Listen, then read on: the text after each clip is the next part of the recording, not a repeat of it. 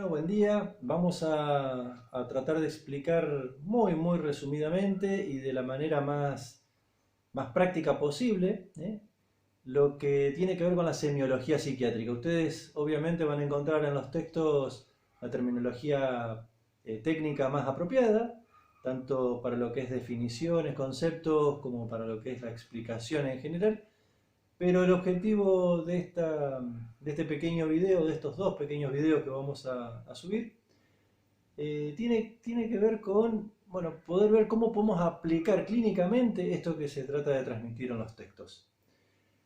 Eh, para ello había pensado, en primera instancia, obviamente van a tener que repasar de lo que se vino trabajando en neurobiología, en biología mismo también, pero sobre todo en neuro, quizás también en psicopatología lo hayan dado, algunos de los términos, de los conceptos que vamos a mencionar ahora, estaría bueno que también los repasen.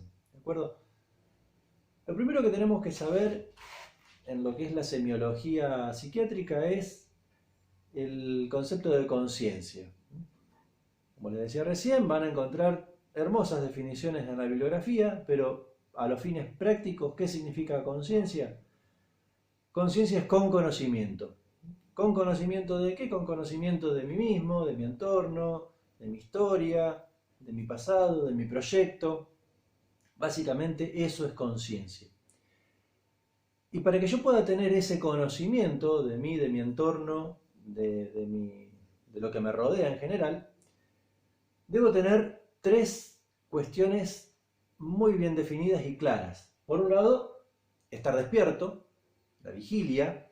Pueden ver también de qué depende la vigilia, van a encontrar que está relacionado con toda la corteza cerebral, con factores hormonales, con cuestiones ligadas a la cuestión límbica, etcétera, etcétera, etcétera. Voy a necesitar de un correcto contenido psíquico, esto es la orientación, por eso también estaba la definición en la guía para que vayan buscando, la orientación de mí y de mi entorno, así como también la orientación temporal y espacial, ¿no? Y por otro lado, la reactividad de estímulos. Para saber que una persona está consciente, necesariamente está, o tenemos que observar que esté interactuando con su entorno, con su contexto. Entonces, una persona despierta, que sabe quién es, que sabe dónde está, que sabe que él es sí mismo y no es otro, y a su vez que ese otro lo puede identificar y que puede interactuar con este entorno, podemos decir que es una persona consciente. Alteraciones de la conciencia, la que van a encontrar en los textos, la obnubilación, por ejemplo, la confusión, el estado crepuscular, el sopor, llegando inclusive al coma. Todas esas son alteraciones de la conciencia. Cuando una persona tiene la capacidad de enfocar la conciencia, hacia un determinado objetivo concreto, se dice que es lo que se llama atención o prosexia. Es esa capacidad de poder concentrar o enfocar la conciencia hacia una determinada cosa. Muy relacionado con esto, con la conciencia en general y con la reactividad de estímulos en particular, está lo que llamamos senso-percepción. Recuerden que senso-percepción está compuesto por dos términos, sensación y percepción, que la sensación tenía que ver con todo estímulo capaz de estimular valga la redundancia, un determinado receptor de nuestro cuerpo y generar a través de ese receptor un potencial de acción que iba a impactar en la corteza primaria destinada a recibir esa información. Eso era sensación, ¿de acuerdo? Esa sensación el cerebro la procesaba, cotejándola con un almacenamiento, con un archivero que tenía de otras sensaciones previas. Si repasamos un poco neuro, recordarán que toda la información de los sentidos, visual, auditiva, táctil, olfativa, etc., impactaba en determinadas cortezas primarias. Esas cortezas primarias inmediatamente se ponían en contacto con las cortezas secundarias que era donde estaba gran parte de la información para identificar esa sensación que a mí me llegaba. Esa información que yo tengo almacenada, recordemos, se llamaba representación. ¿Está? Es un archivero, como bien le decía, donde cada sensación que me viene llegando, yo la voy cotejando y cuando logro congeniar la sensación con la representación, se forma lo que se llamaba un percepto. Entonces, por ejemplo, la sensación 1, podemos llamarle lo que yo puedo estar viendo que es una hamaca, la voy a cotejar con lo que yo tengo representado de que es una hamaca y voy a generar el percepto hamaca. Recién a partir de ahí voy a poder ver e identificar una hamaca. Lo mismo con algo que tenga una forma de tobogán, lo voy a incorporar, lo voy a representar con ese concepto que yo tengo y a partir de ahí voy a percibir un tobogán, un sub y baja, 1, 2, 3, 4, 5 niños, un arenero, etcétera, etcétera, etcétera.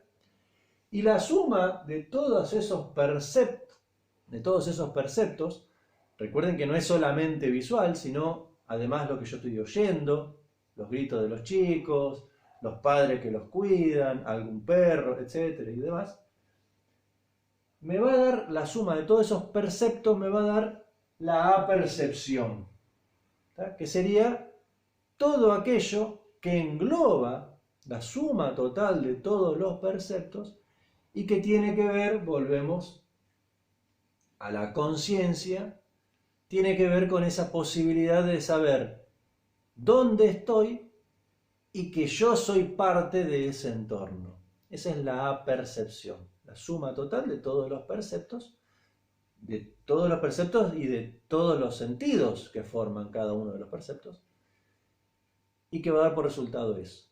Ahora bien, yo puedo tener fallas sensoperceptivas.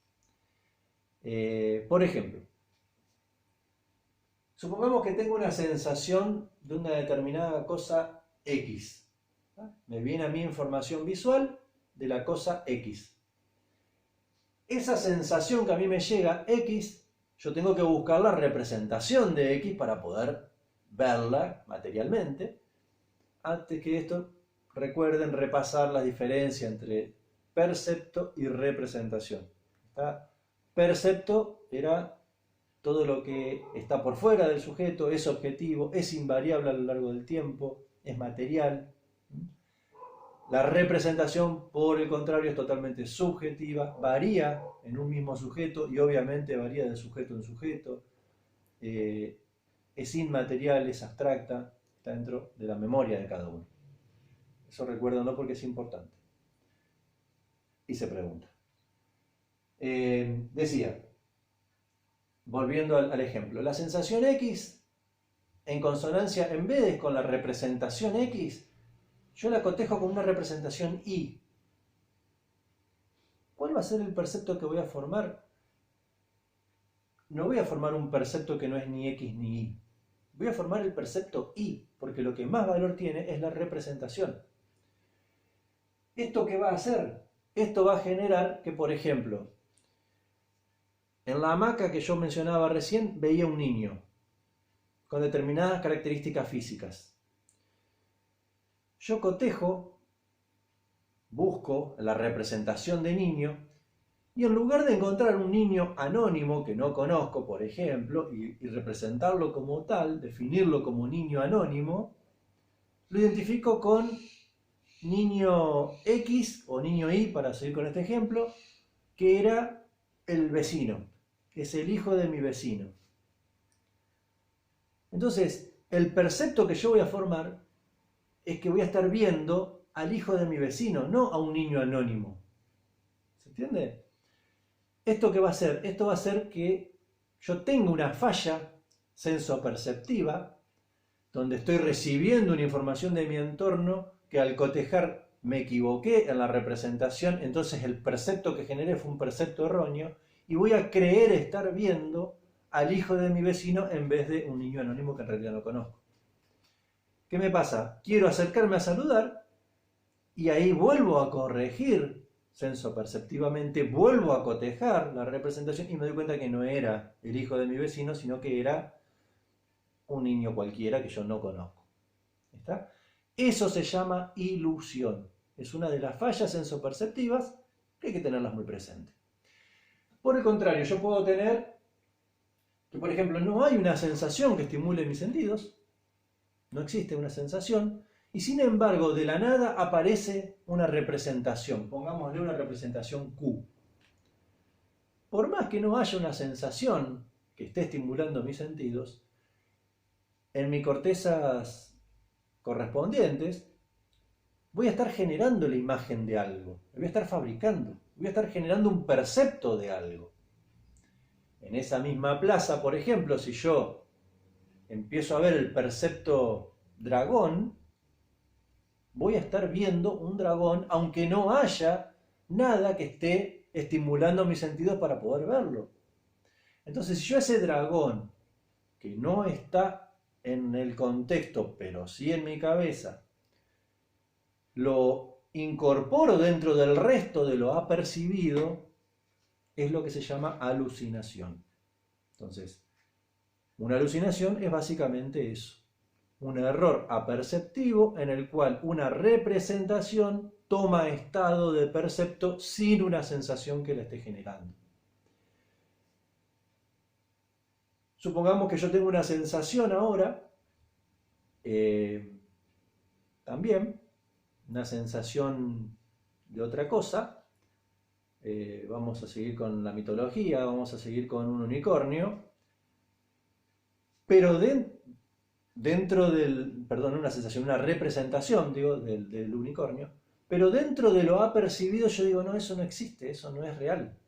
No puede haber un unicornio en este contexto, porque no existen los unicornios y porque mucho menos lo iba a encontrar en una plaza. Entonces, más allá de todo el movimiento emocional que a mí me pueda llegar a generar ese unicornio, yo lo voy a identificar como algo erróneo, como algo irreal. Entonces eso es una alucinosis. Las alucinosis en general dependen de alteraciones orgánicas, de alteraciones tóxicas, de consumo de sustancias, etc.